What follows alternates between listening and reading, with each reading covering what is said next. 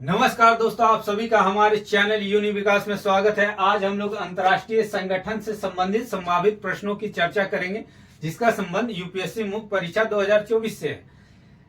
चलिए पहला क्वेश्चन आरंभ करते हैं। विवादों का समाधान तटस्थता नहीं गुटनिरपेक्षता है। संभवतः यह 10 मार्च या 15 मार्च में पूछे जाने की संभावना है। चलिए उत्तर का व्याख्या करते हैं। सबसे पहले देखिए गुटनिरपेक्ष क्या है। गुटनिरपेक्षता क्या है? एक सक्रिय राजनीतिक अवधारणा है जहां सही गलत में भेद कर सदैव सही का समर्थन करना। इस अवधारणा पर ये काम करती है। वहीं तटस्थता क्या है? किसी विवाद के संदर्भ में मौन अवधारणा है, मतलब चुप रह जाना है। सही गलत में अंतर ना करके चुप रहना तटस्थता है, अर्थात सही गलत में भेद ना करना, यानी मौन अवधारणा है। अब प्रश्न के अनुसार देखें कि विवादों का समाधान तटस्थता नहीं गुटनिरपेक्षता है। तो गुटनिरपेक्षता किस पर बल देती है? तो शांतिपूर्ण सहअस्तित्व की अवधारणा पर बल देती है। और अभी हाल के बहुत सारे मुद्दे ऐसे हैं जिसमें तटस्थ रहने के बजाय गुटनिरपेक्ष यानी सक्रिय आंदोलन की सक्रिय भागीदारी के माध्यम से विवादों को हल करने में काफी सहायता मिलने की संभावना और मिल भी रही है। सबसे पहला देखें तो नाम के 19वें शिखर सम्मेलन जिसका आयोजन युगांडा की राजधानी कंपाला में किया गया था, वहां पर भारत ने गाजा संकट को, जैसा कि हाल ही में हमास और इजराइल के बीच विवाद जो हो रहा है, उसमें अस्थायी समाधान पर बल दिया। भारत ने पहले ही 2 स्टेट की मान्यता दे चुका है।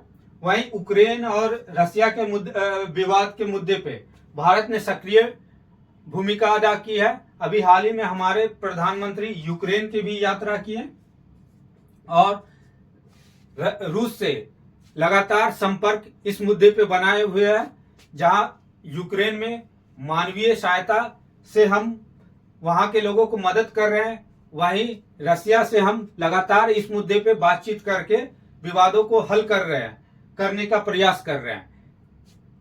इस प्रकार देखें तो जहां तटस्थता राज्य की नीति का अस्थायी गुण है, मतलब एक राज्य कानूनी रूप से बाध्य है, राज्य चाहता है कि कहीं कहीं हम तटस्थ रहें। वही गुटनिरपेक्षता वैश्विक मामलों में सक्रिय भूमिका अदा करने पे विश्वास रखता है। इस कारण हम कह सकते हैं कि विवादों का समाधान तटस्थता नहीं गुटनिरपेक्षता है। एक सिंपल सा एक फैक्ट देख लीजिए। अभी गुटनिरपेक्ष शिखर सम्मेलन का 19वीं बैठक हुआ, जिसमें 121वें सदस्य के रूप में साउथ सूडान को मान्यता दे दिया गया है। प्रश्न संख्या 2, क्या आप मानते हैं कि विश्व व्यापार संगठन मुक्त व्यापार समझौते की ओर उन्मुख हो रहा? साथ ही 13वें मंत्रिमंडलीय सम्मेलन की प्रमुख बिंदुओं की चर्चा करें। यह प्रश्न संभवतः 15 मार्च में पूछे जाने की संभावना है। चलिए उत्तर का व्याख्या करते हैं। सबसे पहले देखिए, WTO का गठन व्यापारिक जटिलताओं को समाप्त कर व्यापार को सुगम बनाने के उद्देश्य से किया गया था। लेकिन हाल के वर्षों में क्या हो रहा है? WTO में व्यापारिक जटिलताएं बढ़ते जा रही है। आप परस्पर आपस के हित टकरा रहे हैं, जिसके कारण कोई भी निर्णय जो है सही ढंग से नहीं लिया जा रहा है। इसके कारण जो है हमेशा विवाद इस संगठन में बना रहता है। उदाहरण के तौर पे देखें तो WTO के निर्णय सभी देशों के लिए बाध्यकारी है। विकसित और विकासशील देशों के बीच आपस में टकराहट हमेशा बना रहता है। जैसे कृषि के मुद्दे के संदर्भ में विकासशील और विकसित देशों के बीच टकराहट बना हुआ है। बहुमत की जगह आम सहमति से निर्णय लिए जाते हैं। इस कारण जो है बहुत सारे ऐसे मुद्दे हैं जिनको समय के साथ उसमें संशोधन जरूरी है। वहां पर निर्णय लेने में दिक्कत आती है।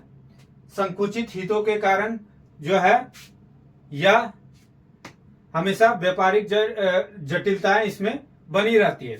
इन कारणों के कारण जो है विभिन्न देश क्या कर रहे हैं, WTO के सदस्य देश मुक्त व्यापार समझौते की ओर अग्रसर हो रहे हैं।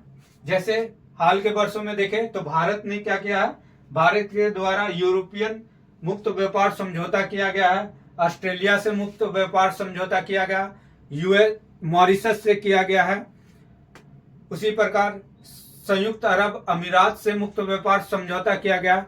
इस प्रकार हम कह सकते हैं कि सदस्य देश जो है WTO के सदस्य देश जो है वो मुक्त व्यापार समझौतों की ओर उन्मुख हो रहे हैं। प्रश्न का भाग 2, साथ ही 13वें मंत्रिमंडलीय सम्मेलन के प्रमुख बिंदुओं की चर्चा करें। 13वें मंत्रिमंडलीय सम्मेलन का आयोजन अबू धाबी में किया गया था, जिसमें WTO के सदस्य देशों की संख्या में वृद्धि की गई। पहले जहां सदस्य देश की संख्या 164 थी, अब बढ़कर 166 हो गई। कोमोरोस और लिस्ते तिमोर को WTO में स्थान दिया गया है। 2024 तक विवाद निपटान प्रणाली को सक्रिय करने की बात की गई। ये काफी महत्वपूर्ण निर्णय है। विकासशील और अल्प विकसित देशों के विशेष छूट देने की बात की गई है। उसके बाद अभी भी बहुत सारे ऐसे मुद्दे हैं जिसका निपटान अबू धाबी की बैठक में नहीं की जा सकी है। जैसे ई कॉमर्स पर कस्टम ड्यूटी की रोक को समाप्त करने पर आम सहमति नहीं बन पाई है। मछली सब्सिडी के मुद्दे पे भी आम सहमति नहीं बन पाई गई है। कृषि सब्सिडी का मुद्दा पहले से ही चला आ रहा। इस प्रकार WTO में विकासशील और विकसित देशों के बीच बहुत सारे बिंदुओं पे विवाद देखने को मिल रहा है।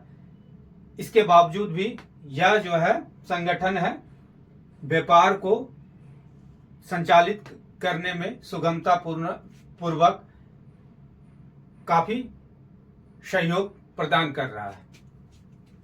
प्रश्न संख्या 3, क्या भारत मध्य पूर्व यूरोप आर्थिक गलियारा यानी IMEC को चीन के belt and road initiative BRI के प्रतिद्वंदी के रूप में देखा जा सकता है? भारत के लिए IMEC के महत्व को रेखांकित कीजिए।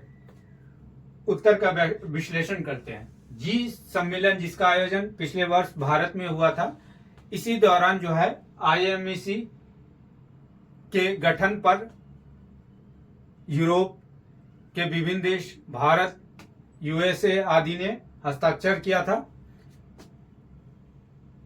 इसका उद्देश्य है यूरोप, मध्य पूर्व और एशिया के बीच रेल और समुद्री संपर्क स्थापित करना। भारत में मुंबई से लेके यूरोप के यूनान, ग्रीस तक का नेटवर्क को स्थापित करना।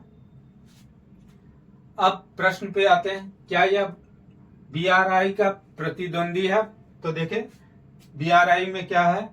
BRI यानी बेल्ट एंड रोड इनिशिएटिव में चीन ईरान के माध्यम से मध्य पूर्व के देशों में या पश्चिमी एशिया में अपना पकड़ बनाना चाहता है, ऊर्जा संसाधनों पे अपनी पहुंच बनाना चाहता है और चीनी कंपनियों को इसमें आर्थिक लाभ पहुंचाने का उनका उद्देश्य है। जो भी कॉन्ट्रैक्ट होगा वो चीन के द्वारा ही, चीनी कंपनियां ही उसका निर्माण करेगी वहां के संसाधनों पे। इस माध्यम से वो क्या कर रही है, ऋण जाल यानी ट्रैप के चुंगल में फंसाते जा रही है विभिन्न देशों को। जैसे श्रीलंका को हम लोगों ने देखा हम्बनटोटा बंदरगाह के संदर्भ में, फिर वहीं मालदीव में भी यह घटना चीन के द्वारा किया जा चुका है। तो अब इसे काउंटर करने के लिए इस संगठन के रूप में IMEC को हम लोग देख सकते हैं। कैसे? तो सदस्य देशों के बीच एक साझा हित है। यहाँ किसी एक देश का हित नहीं, इसमें सदस्य देशों के, विभिन्न सदस्य देशों के बीच सबकी अपनी अपनी हित है। दूसरा, बिल्ड बैक बेटर वर्ल्ड मतलब B3W के माध्यम से यहाँ पर निवेश किया जाएगा, निजी क्षेत्र को आकर्षित किया जाएगा। कोई पर्टिकुलर एक कंपनी, एक देश की कंपनी को इसमें भागीदारी नहीं दी जाएगी। फिर है जो इटली BRI का सदस्य देश था, अब संभवतः या IMEC का भाग है, तो भविष्य में उसकी सदस्यता को त्यागने की बात कह भी चुका है। इस प्रकार हम लोग देखते हैं कि BRI के प्रतिद्वंदी जो है IMEC भविष्य में बनने की संभावना है। भारत के लिए IMEC का महत्व, भारत और यूरोप के बीच लगभग 40% व्यापार में वृद्धि होने की संभावना है। भारत के सामानों को यूरोप तक पहुंचाने का समय और लागत में लगभग क्रमशः 40 या और 30% कम होने की संभावना है। भारतीय कंपनियां जैसे इरकॉन हो गया, रेल विकास निगम लिमिटेड आदि हो गए, पश्चिम एशिया में रेल नेटवर्क को मजबूत बिछाने में या वहां पर इंफ्रास्ट्रक्चर को मजबूत करने में काफी महत्वपूर्ण भूमिका अदा करेगी, जिससे भारत को काफी राजस्व होने की मिलने की संभावना है। इसके बाद भारत की जो एक्ट वेस्ट पॉलिसी है, इसे मजबूती मिलने की संभावना है। साथ ही IMC को चरितार्थ वास्तविक रूप से धरातल पर लाने के लिए में काफी चुनौतियां हैं, जैसे B3W यानी बिल्ड बैक बेटर वर्ल्ड में लगातार फंडिंग की समस्या है। उसके बाद मध्य पूर्व के देशों में काफी आतंकवाद की समस्या, राजनीतिक अस्थिरता की समस्या वगैरह व्याप्त रहती है। इसको देखते हुए इस संगठन का सफल संचालन करना एक चुनौतीपूर्ण कार्य है। इस प्रकार आज हम लोगों ने 3 महत्वपूर्ण प्रश्न अंतर्राष्ट्रीय संगठन के संदर्भ में चर्चा की है। आने वाली वीडियो में फिर से एक नए वीडियो को लेकर उपस्थित हो गए। तब तक के लिए धन्यवाद।